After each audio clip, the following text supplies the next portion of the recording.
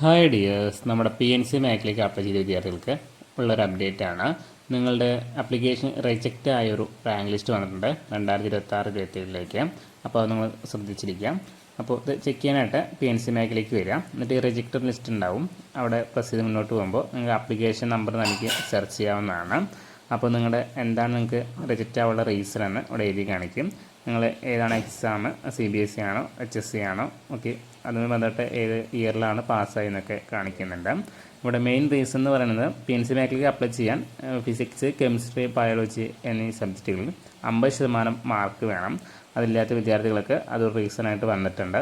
So നിങ്ങൾക്ക് ഇനി apply ചെയ്യാൻ സാധിക്കില്ല ഇതിലേക്ക്. ഓക്കെ, പിന്നെ പറയുമ്പോൾ സബ്ജക്റ്റ് ടോട്ടൽ ചെയ്തതിൻ്റെ ചില വ്യത്യാസങ്ങൾ വന്നിട്ടുണ്ട്. ഓക്കെ, അതൊക്കെ നമുക്ക് അപ്ഡേറ്റ് ചെയ്യാൻ കഴിയും. ഞാനൊരു വീഡിയോ ആയിട്ട് ചെയ്യാം. ഓക്കെ, പിന്നെ അടുത്ത് നോക്കുമ്പോൾ റിജക്റ്റ് ലിസ്റ്റ് തന്നെ ഇവിടെ ഒരു 11 ലിസ്റ്റോളം വന്നിട്ടുണ്ട്. അത് 11 സ്ലൈഡ് വന്നിട്ടുണ്ട്. അപ്പോൾ അത്രയും വിദ്യാർത്ഥികൾ ഈ ഒരു പി എൻ സി മേഖലയിൽ അപ്ലൈ ചെയ്യുന്നതാണ് നമുക്ക് ഇതിൽ നിന്ന് മനസ്സിലാക്കാൻ സാധിക്കുന്നത്. പിന്നെ ഒരു സംശയം എന്ന് പറയുമ്പോൾ ഇവിടെ ഇൻഡെക്സ് മാർക്കിൻ്റെ ഒരു ടോട്ടൽ കാൽക്കുലേഷനാണ് 460 വരുന്നത്. അപ്പോൾ അതിന് മുകളിലേക്കൊക്കെ പോയ വിദ്യാർത്ഥികളുണ്ട്. അപ്പോൾ അതൊക്കെ മിസ്റ്റേക്കാണ്. ഇത് പലതും നമ്മുടെ ആക്സസ് സെൻറ്റർ വഴിയൊക്കെയാണ് വന്നിരിക്കുന്നത്. നമ്മളെ വിദ്യാർത്ഥികൾ ചാറ്റ് ചെയ്യുമ്പോൾ നമുക്ക് അതിൻ്റെ ഒരു സീരിയസ്നെസ് മനസ്സിലാക്കാൻ സാധിക്കും. ഓക്കെ, അപ്പോൾ നിങ്ങൾക്ക് എന്തെങ്കിലും സംശയങ്ങളുണ്ടെങ്കിൽ നമുക്ക് നമ്മുടെ വാട്സപ്പ് ഗ്രൂപ്പിൽ ജോയിൻ ചെയ്തിട്ട് ചോദിക്കാവുന്നതാണ്.